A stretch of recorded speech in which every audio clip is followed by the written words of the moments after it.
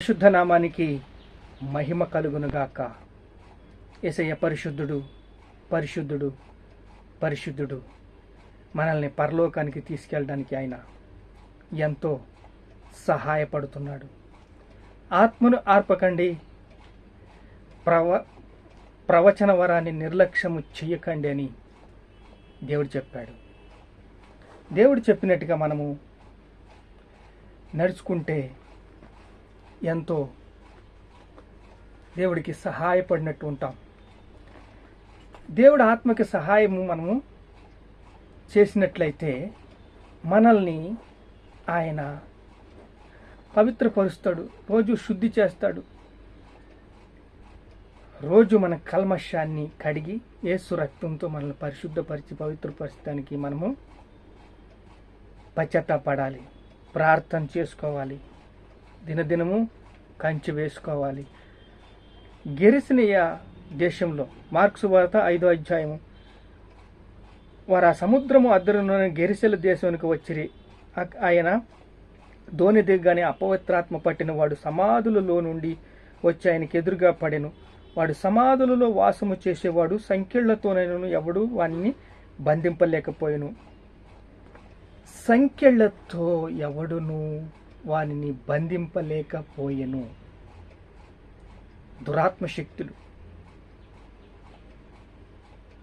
ఎన్ని పట్టి పీడిస్తున్నాయంటే సంఖ్యలు పటపట పటపట తెంపేస్తున్నాడంట. దుష్ట శక్తులతో ఆయన ఇదైపోతున్నాడు, తారసపడుతున్నాడు. దుష్టశక్తులు, దురాత్మశక్తులు పట్టి పీడిస్తున్నప్పుడు కుటుంబంలో పిల్లలు బాగుని కోరాలి, ప్రార్థన చెయ్యాలి. లేకపోతే పిల్లలు తల్లిదండ్రుల మీద తిరగబడతారు. కుటుంబ వ్యవస్థని కట్టుకోవాలి. కుటుంబంలో ఎప్పుడైతే శాంతి ఉంటుందో ఆ కుటుంబము అభివృద్ధి చెందుతుంది, ఆ కుటుంబము బలపడుతుంది, ఆ కుటుంబము దేవునికి విధేయులవుతారు.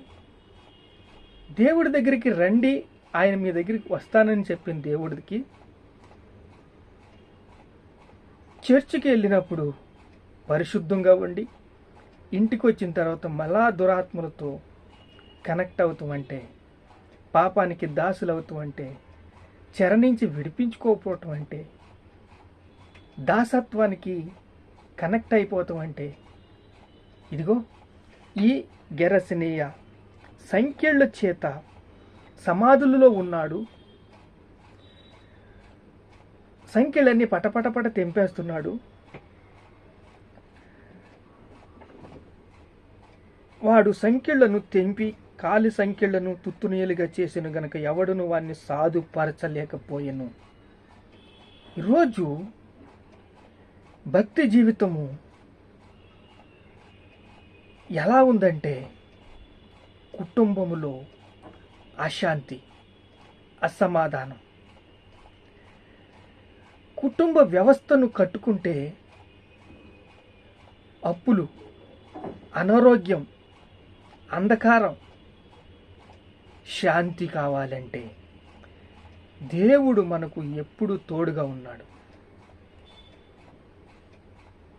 కుటుంబ వ్యవస్థను కట్టుకుని అభివృద్ధి చూడాలని, దేవుడితో ఐక్యత కలిగి ఉండాలని అందరికీ ఉంటుంది. కానీ ఇది ఎక్కడ వస్తుందంటే తల్లి తండ్రి దగ్గర వస్తుంది. ఫస్ట్ తల్లి తండ్రి ఎప్పుడైతే పిల్లలకి సపోర్ట్ చేసి, ప్రార్థన చేసి, చుట్టూ కంచి వేసుకుని, ఆయన ఎంత బలహీనంగా ఉండు, ఆయన సహాయం కోరితే సహాయం చేస్తాడు. నీ బలహీనత యందు నా బలము పరిపూర్ణమగుతున్నదని చెప్తున్నాడు. మేము పోరాడుచున్నది ఆకాశ దురాత్మ సమూహములతోనూ, ఈ లోకనాథంతోనూ, ప్రధానులతోనూ, అధికారులతోనూ అని చెప్పాడు. పైనుంచి పాములు తేళ్లు పడుట నేను చూచి తిని శత్రు బలం అంతటి మీద నీకు అధికారం ఇచ్చానని చెప్తున్నాడు. వాక్యము మా హృదయంలో బగబగబగ మండాలి. ఫలించిన హృదయంలాగా ఉండాలి. మీరు ఫలిస్తే దేశానికి అభివృద్ధి, మీ కుటుంబం ఫలిస్తే ఊరందరికీ అభివృద్ధి. మీ కుటుంబమే క్షీణించిపోతే, అప్పులు పాలైపోతే, ఎప్పుడు కూడా ఆ కేసని, ఈ కేసని, ఆ బాధని, ఈ బాధని, ఈ హాస్పిటల్ అని, కాలేజీలో సమస్యలు, స్కూల్లో సమస్యలు, ఇంట్లో సమస్యలు, ఫైనాన్స్ విషయంలో సమస్యలు, ఇంట్లో పప్పులు, ఉప్పులు, రెంట్లు, కరెంటు బిల్లులు, ఇన్ని మనిషికి అటాక్ చేస్తున్నప్పుడు ఎలా ఎదుర్కోవాలంటే దేవుణ్ణి విన్నవించుకోవటంలో. పరిశుద్ధాత్మ మీ మీదకి వచ్చినాడు, మీరు శక్తి నొందుతారు. దేవుని ప్రేమను ఆకట్టుకోలేకపోతున్నాడు మనిషి. ఈరోజు కుటుంబ వ్యవస్థ కట్టబడాలి అంటే అది ఎవరిలో ఉందంటే కుటుంబంలో తండ్రి దగ్గర, తల్లి దగ్గర ఉంది. తల్లి తండ్రి పిల్లలకి ఏమీ తెలియదు, వాళ్ళని పెంచే విధానంలో, కంచె వేసుకుంటే విధానంలో, దేవుని దగ్గరికి చేరటం విషయంలో మిమ్మల్ని చూస్తూ ఉంటారు, మిమ్మల్ని పరీక్షిస్తూ ఉంటారు. మిమ్మల్ని పరీక్షిస్తున్నప్పుడు డాడీ అంటే ఇలా ఉండాలి, మమ్మీ అంటే ఇలా ఉండాలి అని వాళ్ళు ఇంప్రెస్ అవ్వాలి. వాళ్ళ హృదయాలు తెప్పరెళ్ళాలి. ఎప్పుడు నువ్వు ప్రార్థనలోనే ఉండు, ఎప్పుడు నువ్వు వాక్యంలోనే ఉండు. వాళ్ళు గర్వంగా తండ్రి ఇలా ఉండాలి, నా తల్లి ఇలా ఉండాలి. శోధనలు వస్తాయి, ఇంకా ఎక్కువగా వస్తాయి, మరీ ఎక్కువగా వస్తాయి. ప్రతి శోధనను జయించే శక్తినిచ్చాడు. శత్రు బలమంతటి మీద అధికారం ఇచ్చాడు. చూడండి, వాడికి బలం లేదు, వాడికి తిండి లేదు, కానీ తన శరీరాన్ని గాయపరుచుకుంటున్నాడు. సంఖ్యలన్నీ తుత్తు నీలుగా తెంపేస్తున్నాడు. ఎవడునూ వాడిని సాధుపరుచుకోలేకపోతాడు.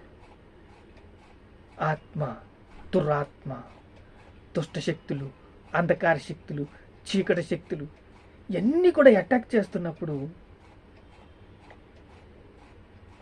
ఒక మనిషి, భార్య, భర్త ఎలా కలిసి ఉండగలరు? డైవర్స్. కుటుంబ వ్యవస్థ కట్టబడాలంటే లవ్ చేస్తారు, ప్రేమిస్తారు, పెళ్లి చేసుకుంటారు, డైవర్స్. పిల్లలు ఎటు వెళ్ళిపోవాలి? పిల్లలు ఉన్నప్పటికీ డైవర్స్. అక్రమ సంబంధము, అంధకారం, చీకటి అలా అలుముకుంటున్నప్పుడు వాడంచక సమాధుల్లో ఉన్నాడు, లోకానికి దూరంగా ఉన్నాడు, ఆ దారిని ఎవరిని వెళ్ళనిత్తలేదు. కానీ మన కుటుంబంలో ఎలాంటి పరిస్థితులు దాపరుస్తున్నాయో మనం ఒక్కసారి జ్ఞాపకం చేసుకుంటే దేవుడికి ఈరోజు దగ్గరగా ఉంటారని. పరిశుద్ధాత్మ మీ మీదకి వచ్చినప్పుడు మీరు శక్తి నొందుతారు, దేవుని ప్రేమను పొందుకుంటారు, దేవుని దయను పొందుకుంటారు, దేవుని కరుణను పొందుకుంటారు. అన్ని విషయంలో బలపడతారు, స్థిరపడతారు. వాక్యము మీ హృదయంలో బలపడాలని. చూడండి, దేవుని ప్రేమ మన మీద ప్రకాశిస్తుంది, దేవుని కృప మన మీద ప్రకాశిస్తుంది, దేవుని దయ మన మీద ప్రకాశిస్తుంది. దేవుడే మన తోడుగా ఉన్నాడు. ఆయనకి ఆయాసంగా జీవించొద్దు, అసహ్యంగా జీవించొద్దు. ఆయన మన దగ్గర ఉండాలంటే ఆయన బాధపడతాడు. మనలో జీవించాలంటే వాక్యం పెడితే సంతోషిస్తాడు. నువ్వు ఎవరినైనా కనికరించి మాట్లాడినా, ఎవరితో అయినా ప్రేమగా మాట్లాడినా, వాళ్ళ బాధలు పంచుకున్నా, వాళ్ళ గురించి ప్రార్థన చేసినా ఎంతో సంతోషిస్తాడు. కానీ పరిశుద్ధాత్మ దేవుడు దుఃఖపరిచే పనులు చేస్తే నిన్ను, పరిశుద్ధాత్మను దుఃఖపరచొద్దు.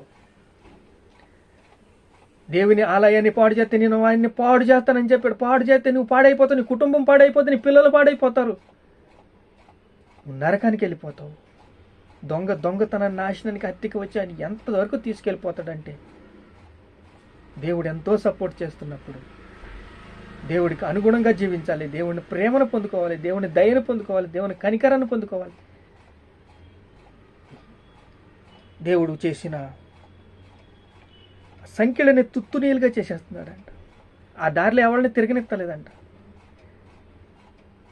సర్వోన్నతమైన దేవుని కుమారుడా అప్పుడే వచ్చేసావా? దెయ్యములు కూడా వణికిపోతున్నాయి, భయపడిపోతున్నాయి. ప్రార్థన చేసుకుందాం. మహాపరిశుద్ధమైన తండ్రి, దుష్ట శక్తులు, దురాత్మ శక్తులు, అంధకార శక్తులు, చీకటి శక్తులు, చేతబడి శక్తులు, దెయ్యపు శక్తులు, రక్త పిశాచులతో ఈరోజు యుద్ధం చేస్తున్నావు తండ్రి. అయా మా ప్రార్థనలు మాకు బలం సరిపోవట్లేదు అని మిమ్మల్ని విన్నవించుకుంటే, నా బలహీనత ఎందు నీ బలము పరిపూర్ణము చేస్తాను. మాకు బలం ఇచ్చే దేవుడు. యెహోవా కొరకు ఎదురు చూచువారు నూతన బలం పొందుతున్నారు తండ్రి. నీకు స్తోత్రాలు. మమ్మల్ని బలపరుస్తున్నావు, స్థిరపరుస్తున్నావు, సిద్ధపరుస్తున్నావు. నీకే సమస్త మహిమ ఘనత ప్రభావాలు చెల్లిస్తున్నావు తండ్రి. ఆమేన్.